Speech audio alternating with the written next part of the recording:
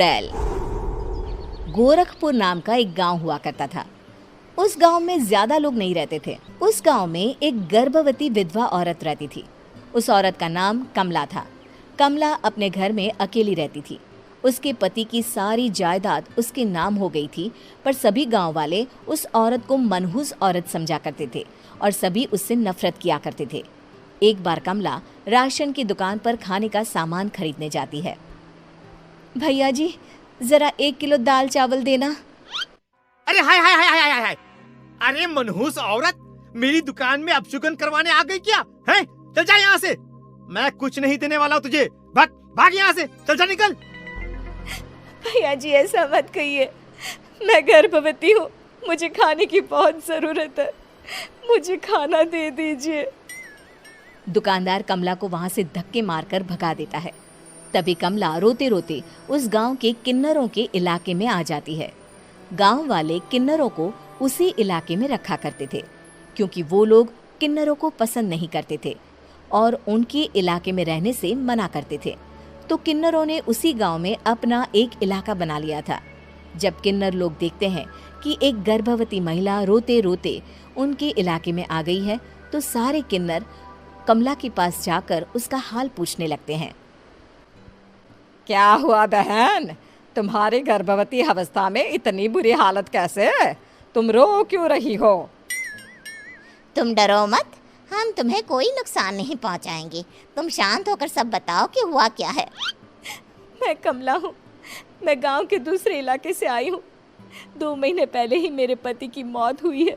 मुझे गांव के लोग मनहूस मानते हैं, क्योंकि मैं विधवा हूँ और गर्भवती भी।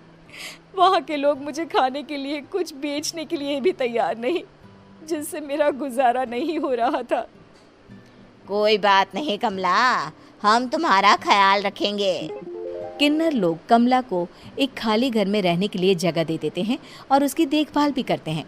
कुछ ही महीने बाद कमला अपने बच्चे को जन्म देती है, पर अफसोस, कमला बच्चे को जन्म देते ही अपनी जान गंवा देती है। जब सब किन्नर बच्चे को देखते हैं तो बहुत खुश हो जाते हैं, क्योंकि वो बच्चा भी किन्नर ही था। कमला ने एक किन्नर बच्चे को जन्म दिया था। अब इस बच्चे की देखभाल कौन करेगा? हम तो इस बच्चे को गांव के दूसरे इलाके में भी नहीं भेज सकते। और तो क्या हुआ, इस बच्चे की माँ नहीं रही तो हम इसे पालेंगे। अब ये हमारे इलाके में रहेगा, हमारे साथ रहेगा। फिर वो किन्नर उस किन्नर बच्चे को गोद ले लेते हैं, उसका नामकरण कराते हैं। उस किन्नर बच्चे का नाम शक्ति रखा जाता है। देखते ही देखते शक्ति बड़ी होने लगती है। उसके रंग रूप बहुत सुंदर थे। वो बहुत सुंदर किन्नर दिखती है। एक दिन शक्ति एक किन्नर से पूछती है, माँ जी सुनिए ना, ये गांव के दूसरे इलाके में भी तो लोग रहते हैं, तो हम वहाँ क्यों नहीं जाते? हम उनसे अलग क्यों रहते हैं? शक्ति, क्योंकि वो लोग हमारे जैसे नहीं, वो लोग हमें पसंद नहीं करते, इसीलिए हम उनसे अलग रहते हैं। क्यों? वो हमें क्यों पसंद नहीं करते? मुझे एक बार उस इलाके में जाना है, मैं एक बार वहाँ जाकर घूम कर आऊँ। शक्ति, खबरदार, जो तू उस इलाके में कभी भी गई तो अपनी जान नहीं गंवाना चाहती तो उस इलाके में कभी कदम भी नहीं रखेगी, समझी? इतना कहकर वो किन्नर वहाँ से चली जाती है। शक्ति उस किन्नर की बात सुनकर बहुत रोती है। माँ जी, ऐसा कैसे कह सकती हैं? उन्होंने इतनी सी बात के लिए मुझे इतना डांटा। अब तो मैं उस इलाके में ज़रूर जाऊंगी। फिर एक दिन शक्ति गांव के दूसरे इलाके में चुपके से जाती है। ये लोग तो हमारे जैसे ही इंसान हैं, तो ये हमसे नफरत क्यों करते हैं? जब शक्ति उस इलाके में पहुंचती है तो गांव के सारे आदमी उसके रूप से मोहित हो जाते हैं। वो लोग ये अंदाज़ा नहीं लगा पाते कि वो किन्नर है। शक्ति की सुंदरता देखकर सारे गांव वाले उसकी तारीफ करने लगते हैं। तभी गांव का चक्कर लगाने गांव के जमींदार का बेटा हर्ष वहां पहुंचता है। हर्ष भी दिखने में बहुत सुंदर होता है। जब हर्ष ने शक्ति को देखा तो वो भी उससे मोहित हो गया, और जब शक्ति की नज़र हर्ष पर पड़ी तो वो हर्ष को देखकर मोहित हो गई। आपको पहले कभी इस गांव में देखा नहीं। इस गांव में आप नए हैं क्या? जी नहीं, वो मैं बस। तभी शक्ति बोलते बोलते रुक जाती है और मन में सोचने लगती है, अगर मैंने इनको बता दिया कि मैं दूसरे इलाके से आई हूँ तो वो समझ जाएंगे कि मैं किन्नर हूँ, इसलिए मुझे इनसे झूठ ही बोलना पड़ेगा। शक्ति हर्ष को कहती है, जी हाँ, मैं इस गांव में नई आई हूँ, यहाँ अकेली रहती हूँ। वैसे आप कौन है? आप भी इसी गांव में रहते हैं? जी हाँ, मैं इस गांव के जमींदार का बेटा हूँ। आपको किसी भी चीज की जरूरत पड़े तो आप मुझे बता देना, मुझे अच्छा लगेगा। ऐसे ही शक्ति और हर्ष एक दूसरे से रोज मिलने लगते। वो दोनों अपने प्यार का इजहार करने एक दूसरे से मिलने जाते हैं। तभी शक्ति का पीछा करते करते एक किन्नर वहां आ जाती है। शक्ति, शक्ति, मैं तुमसे बहुत प्यार करता हूँ। मैं तुमसे शादी करना चाहता हूँ। क्या तुम मुझसे शादी करोगी? हाँ हर्ष, मैं तुमसे शादी करूँगी, पर मैं तुमको अपने बारे में एक सच्चाई बताना चाहती हूँ जो मैंने तुमसे छुपा कर रखी है। तभी उनके बीच में ही वो किन्नर आ जाती है। शक्ति, तेरी हिम्मत कैसे हुई ऐसा करने की? वो किन्नर शक्ति को खींचकर गांव के जमींदार के पास ले जाती है। हर्ष भी वहां शक्ति को बचाने के लिए पहुंच जाता है।